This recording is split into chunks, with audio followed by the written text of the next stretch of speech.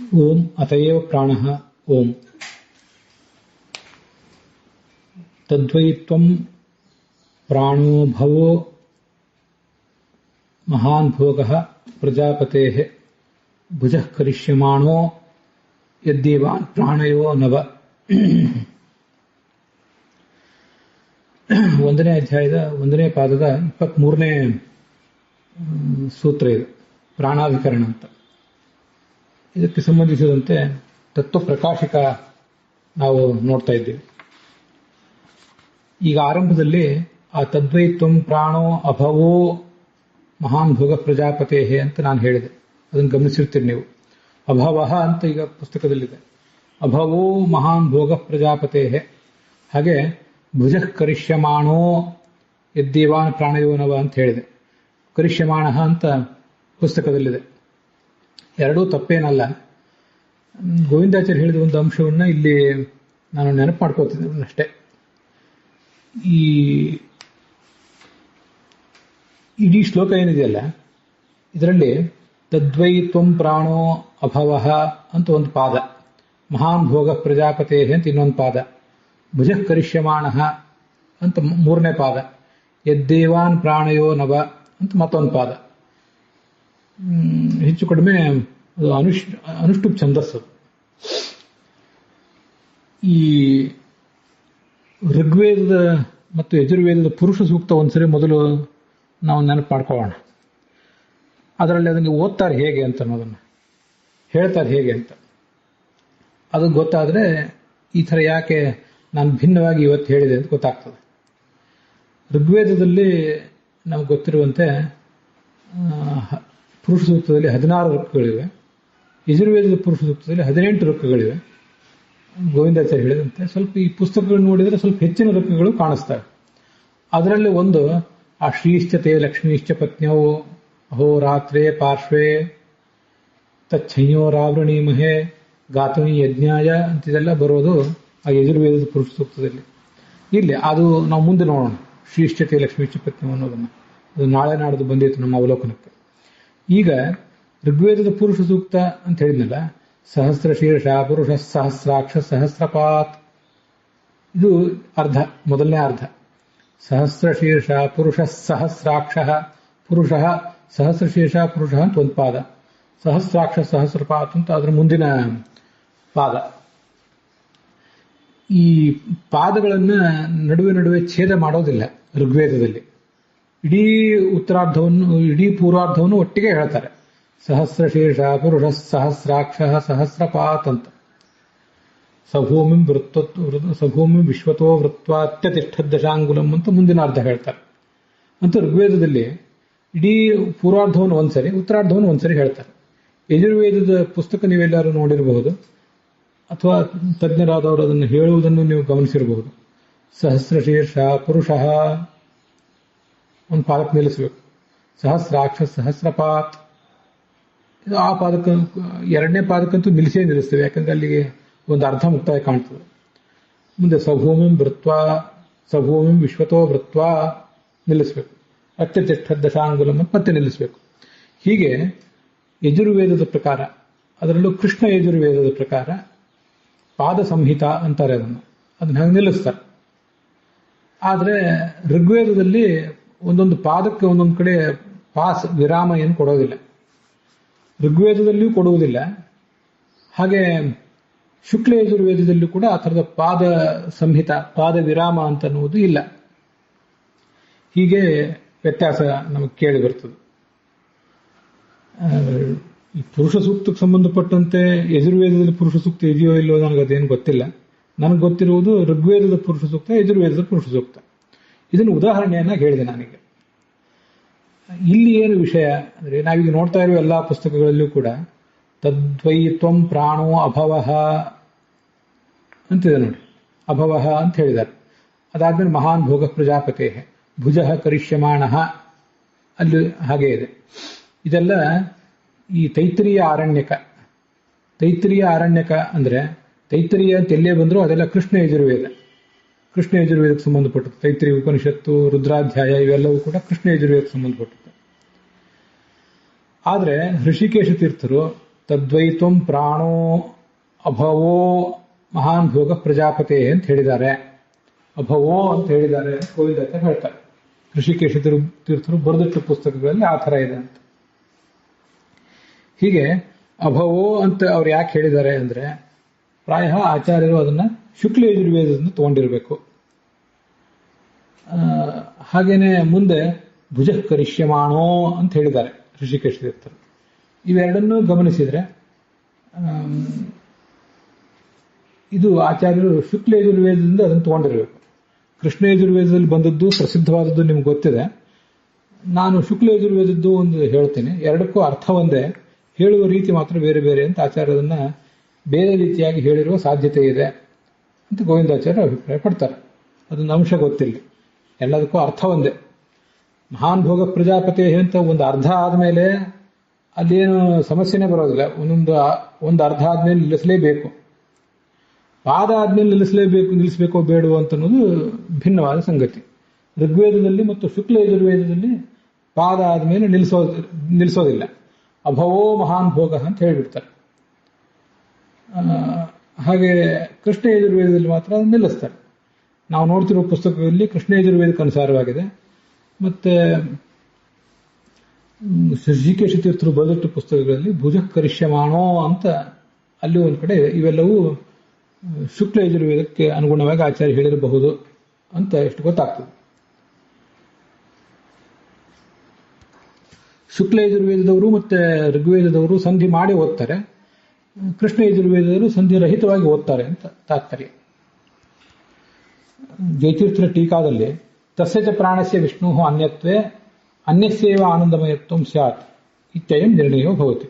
ಆ ಪ್ರಾಣ ಯಾರು ಜಗತ್ತಿನೆಲ್ಲ ಚಟುವಟಿಕೆಗೆ ಒಳಪಡಿಸ್ತಾನಲ್ಲ, 9 ಇಂದ್ರಿಯಾಭಿಮಾನ ದೇವತೆಗಳನ್ನೆಲ್ಲರನ್ನು ಕೂಡ, ಆ ಪ್ರಾಣ ಯಾರು ಅಂತ ಪ್ರಶ್ನೆ.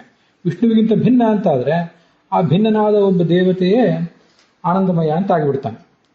ಇತ್ಯಯಂ ನಿರ್ಣಯೋ ಭವತಿ. ಇತ್ಯಯಂ ನಿರ್ಣಯೋ ಭವತಿ.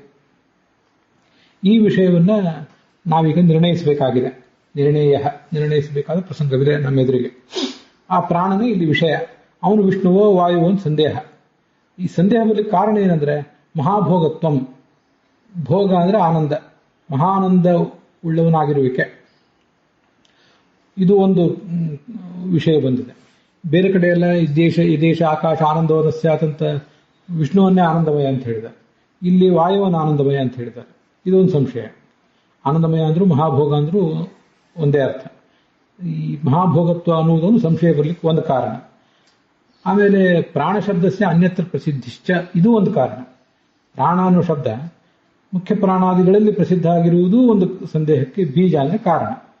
ಸರಿ, ಎಲ್ಲಿ ಮೊದಲು ಆ ಯುಕ್ತಿಪೂರ್ವಕವಾಗಿ ಪೂರ್ವಪಕ್ಷ ಐತಿ, ಪೂರ್ವಪಕ್ಷವನ್ನು ತೋರಿಸ್ತಾ ಇದ್ದಾರೆ. ಪೂರ್ವಪಕ್ಷ ಯಾರೊಬ್ಬರು ಮಾಡಿದ್ದನ್ನು ಇವರು ತೋರಿಸ್ತಿದ್ದಾರೆ. ವಸ್ತುತಃ ಪೂರ್ವಪಕ್ಷ ಐತಿ ಅಂದ್ರೆ ಪೂರ್ವಪಕ್ಷ ಮಾಡ್ತಾರೆ ಅಂತ ಅರ್ಥ. ಸಚ ಪ್ರಾಣ ಸಚೇತಿ, ಅಲ್ಲಿ ಸಚ ಪ್ರಾಣ ಪ್ರಸಿದ್ಧೇಹೇ ವಾಯುರಿತ್ಯಾಪತತಿ. ಆ ಪ್ರಾಣ ಯಾರು ಅಂದ್ರೆ ಪ್ರಸಿದ್ಧೇಹೇ, ಲೋಕದಲ್ಲಿರುವ ಪ್ರಸಿದ್ಧಿಗೆ ಅನುಸಾರವಾಗಿ ವಾಯುವೆ ಅಂತ ಆಪತತಿ, ಹೀಗಾಗಿ ಬಿಟ್ಟಿತು, ಹೀಗಾಗುವ ಪ್ರಸಂಗ ಬರ್ತದೆ ಅಂತ ಆಚಾರ್ಯ ಪ್ರಯೋಗ ಮಾಡಿದ ಸಂಸ್ಕೃತ ವಾಕ್ಯವನ್ನು ಕೂಡ ಗಮನಿಸಬೇಕು. ಆ ಪತತಿ ಅಂದ್ರೆ ಬೀಳುವುದು ಹೋಗುವುದು ಅಂತ ಅರ್ಥ ಆಗ್ತದೆ. ಆ ಪತತಿ ಅಂದ್ರೆ ಹೀಗಾಗಿ ಬಿಟ್ಟಿತು ಅಂತ ಪ್ರಸಂಗ. ಹೀಗೆ ವಾಯುರಿತ್ಯಾಪತತಿ. ಸಚ ಪ್ರಾಣೋ ವಾಯು ಭವೇತ್. ಪ್ರಾಣ ಶಬ್ದಸ್ಯ ತಸ್ಮಿನ್ ಪ್ರಸಿದ್ಧೇ, ತಸ್ಮಿನ್ ಅಂದ್ರೆ ವಾಯು. ಅಲ್ಲ, ಮಹಾಭೋಗತ್ವ ಅನ್ನೋದೊಂದು ಶ್ರುತಿಗೆ ಬಾಧಕವಾಗಿದೆಯಲ್ಲ. ಮಹಾಭೋಗತ್ವ ಅನ್ನೋದು ವಾಯುವಿಗೆ ಹೇಗೆ ಅಂತಂದ್ರೆ ಶ್ರುತಿತಃ ಲಿಂಗಸ್ಯ ದೌರ್ಬಲ್ಯಾತ್. ನಾವು ತೈತರಿಯ ಆರಣ್ಯಕ ಶ್ರುತಿ ಕೊಟ್ಟಿದ್ದೀವಿ ನಿಮಗೆ, ಪೂರ್ವಪಕ್ಷದವ್ರು ಹೇಳ್ತಾರೆ. ನೀವು ಹೇಳ್ತಿರೋದು ಮಹಾಭೋಗತ್ವ ಅನ್ನೋದು ಲಿಂಗ ಮಾತ್ರ. ಆ ಲಿಂಗ ಅನ್ನೋದು ದುರ್ಬಲ ಶ್ರುತಿಗಿಂತ. ನಚ ಸಾವಕಾಶತ್ವಾದಿನ ಬಾಧ್ಯಬಾಧಕ ಭಾವ. ಅದಕ್ಕೆ ಆ ಹಿಂದೆ ಆಕಾಶಾಧಿಕರಣದಲ್ಲಿ ಒಂದು ಚರ್ಚೆ ಪ್ರಾರಂಭ ಕಂಡಿತ್ತಲ್ಲ, ಅದನ್ನು ಸ್ವಲ್ಪ ನೆನಪು ಮಾಡ್ಕೋಬೇಕು. ನೀವು ಪೂರ್ವಪಕ್ಷದವರು ಮಾಡ್ತಿರುವುದು, ಪೂರ್ವಪಕ್ಷದವರು ನೆಚ್ಚಿಕೊಂಡಿರುವುದು ಶ್ರುತಿಯನ್ನ, ನಾವು ಸಿದ್ಧಾಂತಕ್ಕೆ ನೆಚ್ಚಿಕೊಂಡಿರುವುದು ಯುಕ್ತಿಯನ್ನ. ಅಷ್ಟಾದ್ರೂ ಕೂಡ ನಮ್ಮ ಯುಕ್ತಿಯೇ ನಿಮ್ಮ ವೇದವಾಕ್ಯವನ್ನ ಬಾಧಿಸ್ತದೆ. ಯಾಕೆಂದ್ರೆ ನಮ್ಮದು ನಿರವಕಾಶ, ನಮ್ಮ ಯುಕ್ತಿ ನಿರವಕಾಶ, ನಿಮ್ಮ ಶ್ರುತಿ ಸಾವಕಾಶ. ಮಹಾಭೋಗತ್ವ ಅನ್ನೋ ಯುಕ್ತಿಯನ್ನ, ಮಹಾಭೋಗತ್ವ ಎಂಬ ಲಿಂಗವೆಂಬ ಯುಕ್ತಿಯನ್ನ ವಿಷ್ಣುವನ್ನು ಬಿಟ್ಟು ಬೇರೆ ಕಡೆ ಹೇಳಲಿಕ್ಕೆ ಬರೋದಿಲ್ಲ. ಆದರೆ ನಿಮ್ಮ ವೇದವಾಕ್ಯ ಇದೆಯಲ್ಲ, ಆ ವೇದವಾಕ್ಯಕ್ಕೆ ಪರಮಾತ್ಮ ಪರವಾಗಿಯೂ ಅರ್ಥ ಮಾಡಬಹುದು. ಆದ್ರಿಂದ ವಾಯುಪರವಾಗಿ ಅರ್ಥ ಮಾಡಬೇಕಂತ ಏನಿಲ್ಲ, ಪರಮಾತ್ಮ ಪರವಾಗಿಯೂ ಅರ್ಥ ಮಾಡಬಹುದು. ಆದರೆ ಯುಕ್ತಿಯನ್ನು ಮಾತ್ರ ಮುಖ್ಯ ಪ್ರಾಣವನ್ನು ಕೂಡಿಸ್ಲಿಕ್ಕೆ ಬರೋದಿಲ್ಲ. ಆದರೆ ಹೀಗೆ ನಾವು ಹಿಂದೆ ಹೇಳಿದೀವಲ್ಲ ಅದನ್ನು ಆಕಾಶಾಧಿಕರಣದಲ್ಲಿ, ಅದೇ ಥರ ಇಲ್ಲೂ ಮಾಡಬಹುದಲ್ಲ. ಅಂದರೆ ನಚ ಸಾವಕಾಶತ್ವಾದಿನ ಬಾಧ್ಯಬಾಧಕ ಭಾವ, ಸಾವಕಾಶತ್ವ ನಿರವಕಾಶತ್ವ ಎಂಬ ಕಾರಣಗಳನ್ನು ಇಟ್ಕೊಂಡು ಸಾವಕಾಶವಾದದ್ದು ಬಾಧ್ಯ, ನಿರವಕಾಶವಾದದ್ದು ಬಾಧಕ ಅಂತ ಹೀಗೆ ತೀರ್ಮಾನ ಮಾಡಬಹುದಲ್ಲ ಅಂತ ನಾವು ಸಿದ್ಧಾಂತಿಗಳು ಹೇಳಿದರೆ, ಅದಕ್ಕೆ ಅವ್ರು ಹೇಳ್ತಾರೆ ಮಹಾಭೋಗವತ್ವಸ್ಯೈವ ವಾಯೋ ಸಾವಕಾಶತ್ವಾತ್. ಮಹಾಭೋಗವತ್ವಸ್ಯ ಅಂತ ಕೆಲವು ಕಡೆ ಪಾಠ ಇದೆ, ಮಹಾಭೋಗಸ್ಯೈವ ಅಂತ ಕೆಲವು ಕಡೆ ಪಾಠ ಇದೆ. ಅದು ಎರಡೂ ತಪ್ಪೇನಲ್ಲ. ಮಹಾಭೋಗಸ್ಯೈವ ಅಂತಿದ್ರೆ ಮಹಾನ್ ಭೋಗ ಯಶಸಃ ಮಹಾಭೋಗ, ಮಹಾಭೋಗತ್ವಸ್ಯೈವ ಅಂತಿದ್ದಿರಬೇಕು. ಇಲ್ಲ ಮಹಾಭೋಗವತ್ವ ಅಂತಿದ್ರೆ ಮಹಾಶ್ಚಾಸೋ ಭೋಗಶ್ಚ ಮಹಾಭೋಗ, ಮಹಾಭೋಗ ಅಸ್ಯ ಅಸ್ತಿ ಇತಿ ಮಹಾಭೋಗವಾನ್, ಮಹಾಭೋಗವತಃ ಭಾವ ಮಹಾಭೋಗವತ್ವಂ. ಹೀಗೆ ಮಹಾಭೋಗವತ್ವಸ್ಯೈವ ಅಥವಾ ಮಹಾಭೋಗತ್ವಸ್ಯೈವ. ಇನ್ನು ಮಹಾಭೋಗಸ್ಯೈವ ಅಂತಿದ್ರೆ ಅದು ಏನು ಅಷ್ಟೇನು ತಪ್ಪೇನಿಲ್ಲ. ಮಹಾಶ್ಚಾಸೋ ಭೋಗಶ್ಚ ಮಹಾಭೋಗ, ಮಹಾಭೋಗವು ಮಹಾಭೋಗ ಅನ್ನೋ ಸಂಗತಿ ಏನಿದೆ ಅದನ್ನ ವಿಷ್ಣುವಿನಲ್ಲೇ ಹೊಂದಿಸಬೇಕು ಅಂತ ನೀವು ಸಿದ್ಧಾಂತಿಗಳು ಹೇಳಿದ್ರಲ್ಲ, ಯಾಕೆ ವಿಷ್ಣುವಿನಲ್ಲೇ ಯಾಕೆ ಹೊಂದಿಸಬೇಕು? ಹಾಗೇನಿಲ್ಲ, ನಾವು ವಾಯುವಿನಲ್ಲೂ ಅದು ಹೊಂದಿಸಿ ತೋರಿಸ್ತೇವೆ. ಆ ಮಹಾಭೋಗವೆಂಬ ಲಿಂಗವನ್ನೇ ವಾಯುವಿನಲ್ಲೇ ಸಾವಕಾಶ ಅಂತ ನಮಗೆ ಮಾಡ್ಲಿಕ್ಕೆ ಸಾಧ್ಯ ಇದೆ ಅಂತ ಅವ್ರು ಹೇಳ್ತಾರೆ. ಅದಕ್ಕೆ ಅದು ಹೇಗೆ ಸಾವಕಾಶ ಅಂತ ಅನ್ನೋದನ್ನ ಬೇರೆ ಟಿಪ್ಪಣಿಕಾರ ಹೇಳಿದ್ದನ್ನು ಗಮನಕ್ಕೆ ಬರಲಿಲ್ಲ. ವಾಕ್ಯಾರ್ಥ ಮುಕ್ತಾವಳಿ ನೋಡ್ರಿ, 548ನೇ ಪುಟ ನೋಡಿ. ಅಲ್ಲಿ ಒಂದು ವೇದವಾಕ್ಯ ಇದೆ 548ನೇ ಪುಟದಲ್ಲಿ, ವಾಕ್ಯಾರ್ಥ ಮುಕ್ತಾವಳಿ. ಸರ್ವಂ ಸಪೂತಮಶ್ನಾತಿ ಸ್ವದಿತಂ ಮಾತರಿಶ್ವನ. ಸ್ವಧಿತಂ ಅಂತ ಇದೆಯೋ ಇಲ್ಲೋ, ಸ್ವದಿತಂ ಅಂತಿದೆಯೋ ನನಗೆ ಅಷ್ಟು ವೇದವಾಕ್ಯ ಅಲ್ಲಿ ಈಗ ನೆನಪಿರೋದಿಲ್ಲ. ಅಂತೂ ಇದು ಋಗ್ವೇದದ ಒಂದು ವಾಕ್ಯ, ಯುಕ್ತಿ ಮಲ್ಲಿಕಾದಲ್ಲಿ ವಾದಿರಾಜ ಸ್ವಾಮಿಗಳನ್ನು ಉದ್ಧರಿಸಿದ್ದಾರೆ ಅಂತ ನೆನಪು. ಇದೊಂದು ವೇದವಾಕ್ಯ. ಅದೇನರ್ಥ ಹೇಳ್ತದಂದ್ರೆ, ಸಹ ಸಪೂತಮಶ್ನಾತಿ ಅಂತೆಲ್ಲ ಇದೆ, ಅದು ಹಾಗಲ್ಲ. ಪೂತಮಶ್ನಾತಿ ಬೇರೆ ಬೇರೆ ಆಗಬೇಕು ನನ್ನ ನೆನಪಿನ ಪ್ರಕಾರ. ಸಹ ಆ ಭಗವಂತ ಸರ್ವಂ ಎಲ್ಲವನ್ನು ಪೂತಂ ಪವಿತ್ರವಾದದ್ದನ್ನಾಗಿ ತಿಂತಾನೆ. ಅಂದ್ರೆ ಪೂತಂ ಪವಿತ್ರವಾದ ಸರ್ವಂ ಎಲ್ಲವನ್ನು ತಿಂತಾನೆ, ಅಶ್ನಾತಿ ಸ್ವೀಕಾರ ಮಾಡ್ತಾನೆ. ಅದೆಂಥದ್ದು ಅಂದ್ರೆ, ಭಗವಂತ ಸ್ವೀಕಾರ ಮಾಡುವ ಪದಾರ್ಥ ಎಂಥದ್ದು ಅಂದ್ರೆ ಸ್ವದಿತಂ ಮಾತರಿಶ್ವನ.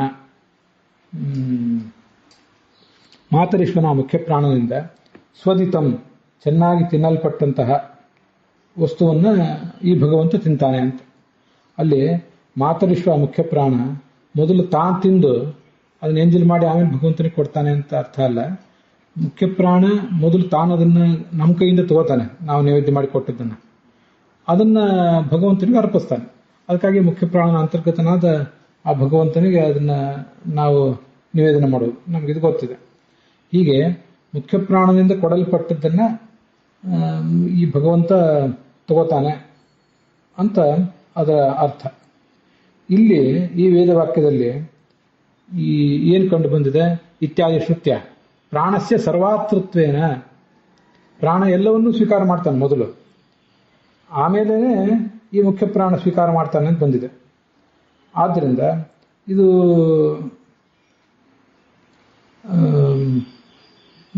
ಮಹಾಭೋಗವನ್ನ ಮುಖ್ಯ ಪ್ರಾಣನಿಗೆ ಹೊಂದಿಸಬಹುದು. ಪ್ರಾಣಸ್ಯ ಸರ್ವಾತೃತ್ವೇನ ತಜ್ಜನ್ಯ ಪರಮಾನಂದತ್ವ ಉಪಪತ್ತೇಹೆ. ಎಲ್ಲವನ್ನೂ ಅವನು ಸ್ವೀಕಾರ ಮಾಡುವುದರಿಂದ ಆ ಸ್ವೀಕಾರ ಮಾಡಿದ ಕಾರಣದಿಂದಾಗಿ ಏನೊಂದು ಮಹಾ ಆನಂದ ಬರಬೇಕಲ್ಲ, ಅದು ಮುಖ್ಯ ಪ್ರಾಣನಿಗೆ ಬರ್ತದೆ, ಹೊರತು ಬೇರೆ ಯಾರಿಗೂ ಬರೋದಿಲ್ಲ ಅಂತ ಅದರ ತಾತ್ಪರ್ಯ. ಈ ಥರ ಆ ವಾಕ್ಯಾರ್ಥ ಮುಕ್ತಾವಳಿ ಟಿಪ್ಪಣಿಯಲ್ಲಿ ಬಂದದ್ದನ್ನ ನೀವು ಒಂದು ಸ್ವಲ್ಪ ಗುರ್ತು ಮಾಡ್ಕೊಳ್ಬೇಕು. ಅದನ್ನು ಬೇರೆ ಯಾವ ಟಿಪ್ಪಣಿಕಾರರು ಕೂಡ ಹೇಳಿದಂತೆ ಕಾಣಿಸೋದಿಲ್ಲ. ಆದ್ರಿಂದ ಮುಖ್ಯ ಪ್ರಾಣನಿಗೆ ಅದನ್ನೆಲ್ಲವನ್ನು ಹೊಂದಿಸಬಹುದು, ಪರಮಾತ್ಮನಿಗೆ ಯಾಕೆ ಹೊಂದಿಸಬೇಕು ಅಂತ ಅವ್ರ ಪ್ರಶ್ನೆ, ಪೂರ್ವಪಕ್ಷದ್ದು. ಮತ್ತೆ ಪ್ರಾಣಶ್ರುತಿ ಇದೆಯಲ್ಲ, ಪ್ರಾಣಶ್ರುತಿಯನ್ನ ಪರಮಾತ್ಮನಲ್ಲೂ ಹೊಂದಿಸಬಹುದು ಅಂತ ನೀವು ಸಿದ್ಧಾಂತದವ್ರು ಹೇಳಿದ್ರಲ್ಲ, ಅದೇ ಪರಮಾತ್ಮನಲ್ಲಿ ಹೇಗೆ ಹೊಂದಿಸ್ತೀರಿ? ಅದು ಸರಿಯಾಗೋದಿಲ್ಲ. ಪರಮಾತ್ಮನ ಹೊಂದಿಸ್ಲಿಕ್ಕೆ ನಿಮ್ಗೆ ಅದು ಬರೋದಿಲ್ಲ. ಅದನ್ನ ಮುಖ್ಯ ಪ್ರಾಣನಲ್ಲೇ ನೀವು ಹೊಂದಿಸಬೇಕು. ಪ್ರಾಣಶ್ರುತೇ ವಿಷ್ಣುವು ಅನವಕಾಶಾತ್, ಪ್ರಾಣ ಶ್ರುತಿಯನ್ನ ಮುಖ್ಯ ಪ್ರಾಣನಲ್ಲಿ ಹೊಂದಿಸ್ಲಿಕ್ಕೆ ನಿಮಗೆ ಬರುವುದೇ ಇಲ್ಲ, ಅದು ಸಾಧ್ಯ ಇಲ್ಲ, ತಪ್ಪಾಗ್ತದೆ ಅದು. ನಹಿತಾವತ್ತು ಪ್ರಾಣಪದಸ್ಯ ತತ್ರ ರೂಢಿರಸ್ತಿ. ಪ್ರಾಣ ಎಂಬ ಶಬ್ದ ಜಗತ್ತಿನಲ್ಲಿ ಬಳಕೆ ಇದೆಯಲ್ಲ, ಅದಕ್ಕೇನು ಪರಮಾತ್ಮನಲ್ಲಿ ರೂಢಿ ಇದೆ, ವಿಷ್ಣುವಿನಲ್ಲಿ ಏನೂ ಇಲ್ಲ. ಪೂರ್ವಪಕ್ಷ, ನೀವು ಅಷ್ಟನ್ನೇ ಗಮನಿಸಬೇಕು. ನಾಪಿ ಯೋಗ ಸಂಭವತಿ, ಯೋಗದ ಮೂಲಕವಾಗಾದರೂ ಅದು ಪರಮಾತ್ಮನನ್ನೇ ಹೇಳ್ತದೆ ಅಂತ ಹೇಳುವ ಸಾಧ್ಯತೆ ಇದೆಯಾ? ಅದೂ ಇಲ್ಲ. ಯಾಕೆಂದ್ರೆ ಪ್ರಾಣ ಶಬ್ದದ ಪ್ರವೃತ್ತಿ ನಿಮಿತ್ತ ಏನು? ಜೀವನ ಕಾರಣತ್ವ, ಎಲ್ಲರನ್ನು ಕೂಡ ಚೇಷ್ಟೆಗೆ ಒಳಪಡಿಸುವಿಕೆ ಅಂತ ಅರ್ಥ. ಆ ಚೇಷ್ಟೆಗೆ ಒಳಪಡಿಸುವಿಕೆ ಅಂತನ್ನುವುದು ಎಲ್ಲಿ ಬರ್ತದೆ? ಅದೆಲ್ಲ ಮುಖ್ಯ ಪ್ರಾಣನಲ್ಲೇ ಬರಬೇಕೇ ಹೊರತು ಅದು ಬೇರೆ ಯಾರಲ್ಲೂ ಕೂಡ ಬರೋದಿಲ್ಲ. ಪ್ರಾಣ ಶಬ್ದ ಪ್ರವೃತ್ತಿ ನಿಮಿತ್ತ ಜೀವನ ಕಾರಣತ್ವಸ್ಯ ಅನ್ವಯ ವ್ಯತಿರೇಕಾಭ್ಯಾಂ ವಾಯಾವೇವ ದರ್ಶನಾರ್ಥ.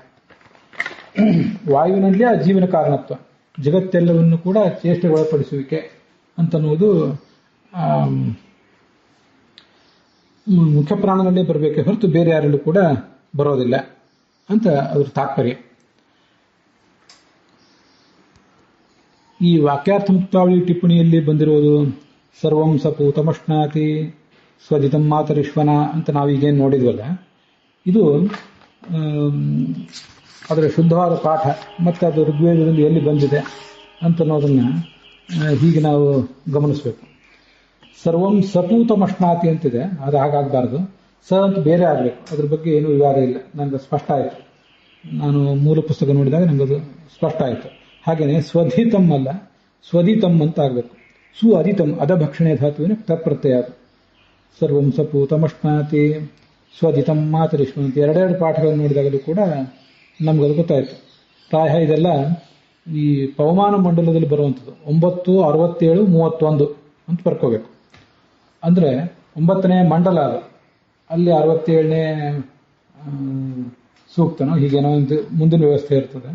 ಋಗ್ವೇದದಲ್ಲಿ 10 ಮಂಡಲಗಳು, ಹಾಗೆಯೇ 8 ಅಷ್ಟಕಗಳು. ಈ ಮಂಡಲ ಒಟ್ಟಾರೆ ಋಗ್ವೇದವನ್ನೇ 10 ಮಂಡಲವಾಗಿ ಒಂದು ವಿಭಾಗ ಮಾಡ್ತಾರೆ, 8 ಅಷ್ಟಕವಾಗಿ ಮತ್ತೊಂದು ವಿಭಾಗ ಮಾಡ್ತಾರೆ. ಹೀಗೆಲ್ಲ ಗೊತ್ತಿದೆ. ಈಗ ನಾವು ನೋಡ್ತಿರೋದು 9, 67, 31. ನಮಗೆ ಹೆಚ್ಚಿನ ಅಂಶಗಳು ಗೊತ್ತಾಗೋದಿಲ್ಲ. 67 ಅಂದ್ರೆ ಏನು? ಅದು ಅಧ್ಯಾಯವೋ ಸೂಕ್ತವೋ? ಅಧ್ಯಾಯ ಅಲ್ಲ, ಅದು ಅಷ್ಟಕ ಕ್ರಮದಲ್ಲಿ ಅಧ್ಯಾಯ ಬರ್ತದೆ. ಹೀಗೊಂದು ನೀವು ಅದನ್ನು ಬರ್ಕೋಬೇಕು.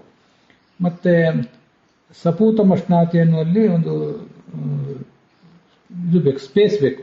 ಸಪೂತಮಶ್ನಾತಿ. ಹಾಗೆ ಸ್ವಧಿತಂ ಅಂತನ್ನುವಲ್ಲಿ ಅದು ಅಲ್ಪ ಪ್ರಾಣ ಆಗಬೇಕು. ಇಷ್ಟನ್ನ ಆ ಪುಸ್ತಕದಲ್ಲಿ ತಿದ್ಕೊಳ್ಬೇಕು. ನಚ ಸಾವಕಾಶತ್ವಾದಿನ ಅಂತಿದೆಯಲ್ಲ ಟೀಕಾದಲ್ಲಿ, ಅದಕ್ಕೆ ಮತ್ತೆ ಅದರ ಮುಂದಿನ ವಾಕ್ಯಕ್ಕೆ ಭಾವದೀಪದಲ್ಲಿ ಹೀಗಿದೆ, ಅದನ್ನ ನಾವು ಗಮನಿಸಬಹುದು. 543ನೇ ಪುಟದಲ್ಲಿ ನಚ ಅಂತ. ನಾನು ನಿರವಕಾಶಲಿಂಗೇನ ಸಾವಕಾಶ ಶ್ರುತಿ ಬಾಧ ಪೂರ್ವಮುಕ್ತ. ಆಕಾಶಾಧಿಕರಣದಲ್ಲಿ ನಿರವಕಾಶವಾದ ಲಿಂಗದಿಂದ ಸಾವಕಾಶವಾದ ಶ್ರುತಿಗೆ ಬಾಧವನ್ನು ಹೇಳಿದೀವಲ್ಲ, ತಥಾ ಇಹಾಪಿ ಸ್ಯಾತ್, ಹಾಗೆ ಇಲ್ಲೂ ಕೂಡ ಆಗಬಹುದಲ್ಲ ಅಂತ ಇತಿ ಶಂಕತೆ ಸಿದ್ಧಾಂತಿಗಳಾದವರು ನಾವು ಹೇಳುವ ಶಂಕೆಯನ್ನು ಅವರು ಅನುವಾದ ಮಾಡ್ತಿದ್ದಾರೆ ನಚ ಅಂತ. ಅದಕ್ಕೆ ಅವರು ಹೇಳ್ತಾರೆ, ಸತ್ಯಮೇವ, ನೀವು ಹೇಳಿದ ಸರಿಯಪ್ಪ, ನತು ಇಹ ನಿರವಕಾಶ ಲಿಂಗಮಸ್ತಿ. ಆದರೆ ಮಹಾಭೋಗ ಅನ್ನೋದು ನಿರವಕಾಶವಾದ ಲಿಂಗವೇ ಅಲ್ಲ. ಇದ್ದರೆ ನಿರವಕಾಶವಾದ ಲಿಂಗ ಇದ್ದರೆ ಏನ ತನ್ಯಾಯ ವಿಷಯತ್ವ ಅನ್ಯತ್ರ ಸ್ಯಾದಿತೆ. ಇದು ನಿರವಕಾಶವಾದ ಲಿಂಗ ಆಗಿದ್ದರೆ ಅದಕ್ಕನುಸಾರವಾಗಿ ಈ ಮಹಾಭೋಗವನ್ನ ವಿಷ್ಣುವಿಗೆ ಭಗವಂತನಿಗೆ ಹೊಂದಿಸಬಹುದಿತ್ತು. ಇತಿ ಭಾವೇನ ಸೌತ್ರ ಏವಕಾರ ವ್ಯಾವರ್ತ್ಯ ಮಹಾ ಅದನ್ನ ಬಿಟ್ಬಿಡಿ, ಮಹಾಭೋಗಸ್ಯೈವ ಅಂತ ಮುಂದೆ ಕಾಣಿಸ್ತದೆ. ಪ್ರಜಾಪತ್ಯುಪಲಕ್ಷಿತಾನಾಂ ಸರ್ವಜೀವಾನಾಂ ಸಕಲ ಭೋಗ ಕಾರಣತ್ವ ಅನ್ವಯ ವ್ಯತಿರೇಕಾಭ್ಯಾಂ ಮುಖ್ಯಸ್ಯ ಇತಿ ಸುಧೋಕ್ತೆ. ನಾನು ಅದನ್ನು ಹೇಳಲಿಲ್ಲ. ಈ ಟೀಕಾದಲ್ಲಿ ಇದರಲ್ಲಿ ಯಾವುದರಲ್ಲಿ ಜಯತೀರ್ಥರು ಹೇಳಿದ ವಾಕ್ಯಕ್ಕೆ ವಿವರಣೆ ಮಾಡುವಾಗ ಭಾವಪ್ರದೀಪದಲ್ಲಿ ಬಂದದನ್ನು ನಾನು ಹೇಳಲಿಲ್ಲ, ಭಾವದೀಪದಲ್ಲಿ ಬಂದದನ್ನು ಹೇಳಲಿಲ್ಲ. ಅವರು ಯಾವುದೋ ವೇದ ವಾಕ್ಯ ಹೇಳಿದ್ರಿಂದ ಅದರಿಂದ ನನಗೆ ಚೆನ್ನಾಗಿದೆ ಅಂತ ಕಾಣಿಸ್ತು, ಅದನ್ನು ಹೇಳಿದೆ. ಅಲ್ಲಿಗೆ ಇವತ್ತಿನ ಈ ಭಾಗ ಸಮಾಪ್ತ ಆಗಿದೆ.